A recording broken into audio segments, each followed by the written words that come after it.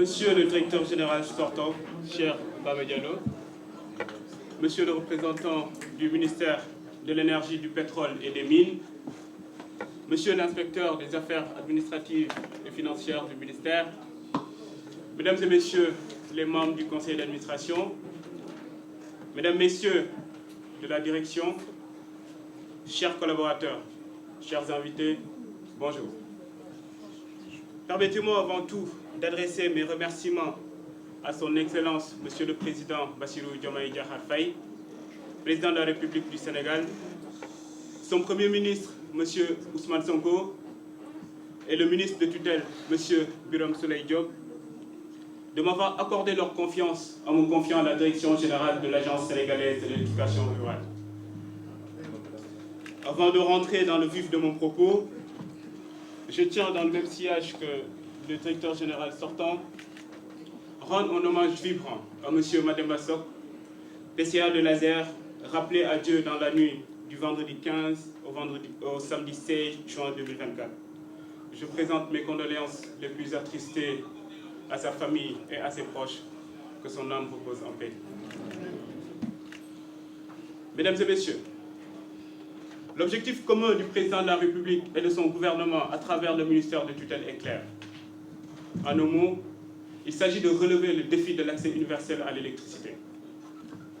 L'ASER, en tant qu'agence de promotion et de développement de l'éducation rurale, a donc un rôle primordial ou fondamental à jouer dans l'atteinte de cet objectif. Je mesure donc à sa juste valeur la responsabilité qui m'est confiée et je m'engage à l'assumer, à la porter dès notre sacerdoce avec toute la rigueur et l'humilité qui sied.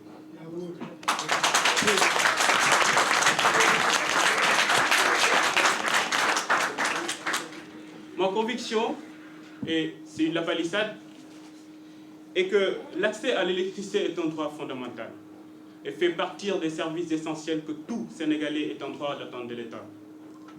L'électrification rurale revêt donc un enjeu d'équité sociale, une valeur chère à notre doctrine politique qui lutte contre toutes les inégalités. Dafa jot li ñëpp bokk ñëpp jot.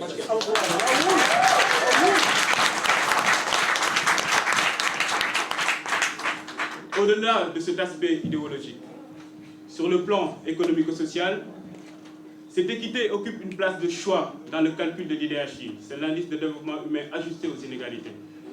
Pour preuve, en 2019, l'IDH du Sénégal était de 0,512, mais en tenant compte des inégalités, il était à 0,348, soit une baisse de 32%. C'est dire ô combien il importe de travailler à réduire les inégalités sous toutes leurs formes. Monsieur le directeur général, c'est le lieu de vous féliciter, vous et votre équipe, d'avoir joué votre partition dans la mission de l'éducation rurale dédiée à l'ASER et de magnifier vos résultats et vos efforts. Toutefois, même si on note des avancées dans l'éducation rurale, il n'en demeure pas moins qu'il reste du chemin à parcourir pour atteindre les objectifs escomptés. En effet, lorsqu'on parle de l'éducation rurale, il y a deux indicateurs qu'il me semble important d'évoquer, le taux de couverture et le taux de l'éducation rurale au niveau national. C'est quoi le taux d'éducation au niveau national? Quand on prend en compte le nombre de ménages dans une zone géographique donnée, on calcule le taux de l'éducation rurale en faisant le rapport entre le nombre de ménages électrifiés par rapport au nombre de ménages total dans cette zone géographique. Aujourd'hui au Sénégal, le taux de l'électrification rurale au niveau national tourne autour de 62% hors SSH, donc c'est les systèmes domestiques solaires.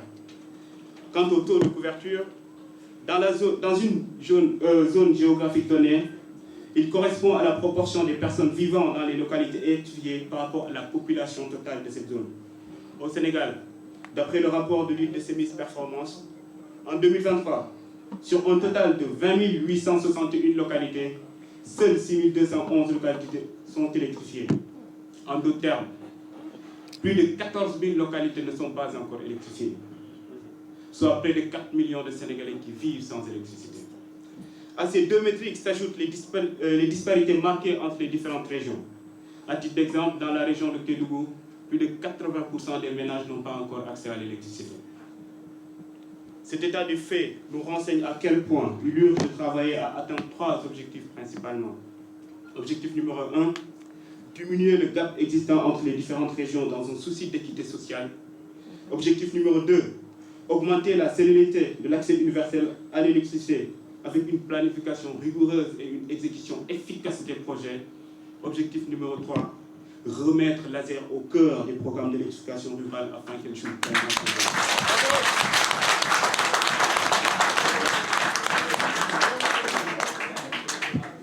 Pour ce faire, je compte sur l'engagement et l'accompagnement de tous mes collaborateurs et les acteurs du secteur à travers les axes stratégiques circonscrits autour de 2 volets. Le volet macro et le volet micro, ou l'aspect interne à l'ASER. Pour ce qui est du volet macro, il faudra sortir de la logique d'urgence et établir une approche durable et une planification rigoureuse et une exécution efficace des projets, comme je le disais tout à l'heure. Pour rappel, entre 2012 et 2022, plus de 763 milliards ont été mobilisés pour l'éducation rurale. 2 plans stratégiques ou 2 plans d'urgence ont été mis en place. Le plan national d'urgence de l'éducation rurale 2015-2017, qui avait pour ambition ou pour objectif de faire passer le taux de 30% à 60%. En 2018, nous en étions à 42%. Suit le PUELEC, donc le plan d'urgence de l'éducation, qui est toujours en vigueur d'ailleurs, et qui a pour ambition d'atteindre 100% en 2025. Nous en sommes à 62%. Ces chiffres montrent à suffisance qu'il y a nécessité d'établir une approche durable et sortir de la logique d'urgence. Nous allons travailler en étroite collaboration avec le ministre de tutelle pour mettre en place un système d'information harmonisé entre les différentes parties prenantes de l'éducation rurale, que ce soit le PUMA, le PUDC, MCA, Sénélec et les concessionnaires, pour d'une part éviter les doublons dans les projets, d'autre part mettre en place une cartographie dynamique qui permettra aux Sénégalais de voir à temps réel le taux de l'éducation rurale. Nous travaillerons à impulser une nouvelle dynamique en collaboration avec le secteur privé dans l'optique de baisser les coûts de l'éducation rurale. Et cela ne passera que par la réduction des importations de matériel. C'est-à-dire, dans le cadre des projets d'éducation rurale par système décentralisé, les panneaux photovoltaïques, les onduleurs, les batteries. Et pour ce qui est des projets d'éducation rurale par extension réseau, les câbles, les extracteurs de lignes, les poteaux en bois qui sont toujours importés, etc. Pour ce qui est l'aspect interne ou le volet interne à l'ASER, nous allons travailler à réorganiser en profondeur l'ASER afin de mieux renforcer notre capacité à gérer efficacement nos missions et les différents projets sous notre responsabilité. Nous mettrons en application les recommandations de la Cour des comptes qui rentrent en droite ligne avec notre philosophie de gestion publique axée sur le JUB.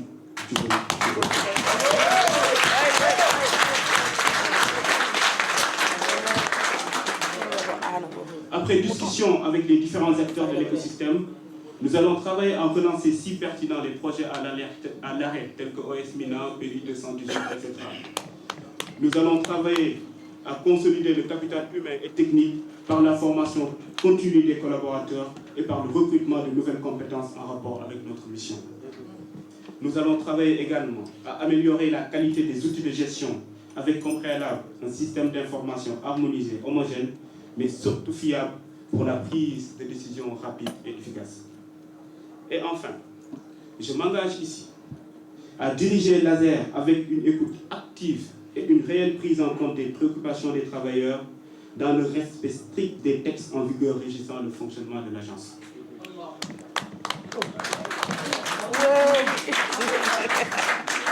Les représentants syndicaux trouveront en moi un interlocuteur attentif, déterminé à améliorer qualitativement les conditions de travail, mais aussi un interlocuteur très à cheval sur les principes qui fondent notre vision politique.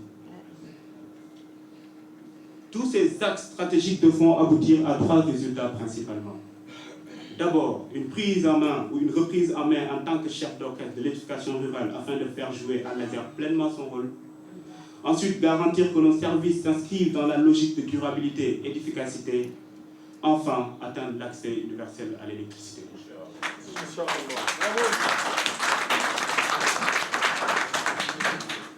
En définitive, le Jubanti guidera ma démarche au quotidien. Tous mes collaborateurs devront par conséquent le prendre comme base éthique et déontologique qui orientera leur conduite et comportement de tous les jours dans le cadre de la longue mission de service public qui nous lie.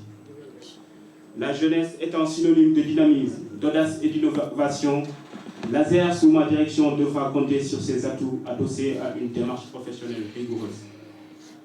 Je suis conscient qu'à travers ma personne, un immense défi est lancé à la jeunesse sénégalaise, à la JPS en particulier. Il doit prouver ses compétences, sa maturité, son sens du devoir, son engagement, son intégrité et sa capacité à prendre la relève pour bâtir les stocks d'un Sénégal souverain, juste et prospère.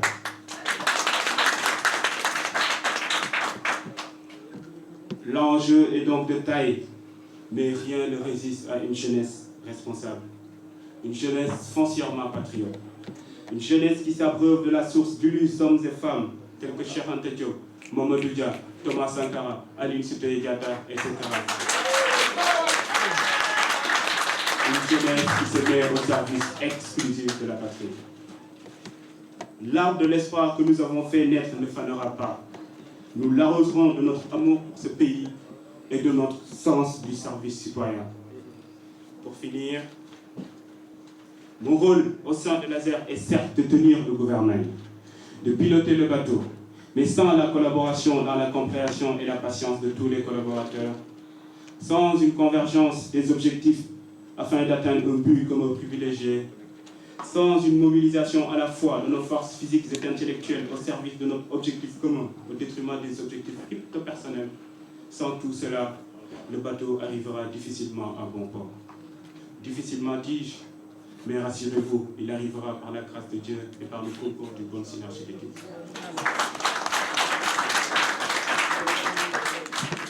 Je compte donc sur vous, chers collaborateurs, afin qu'ensemble nous puissions réussir au grand bonheur du monde rural. Je vous remercie.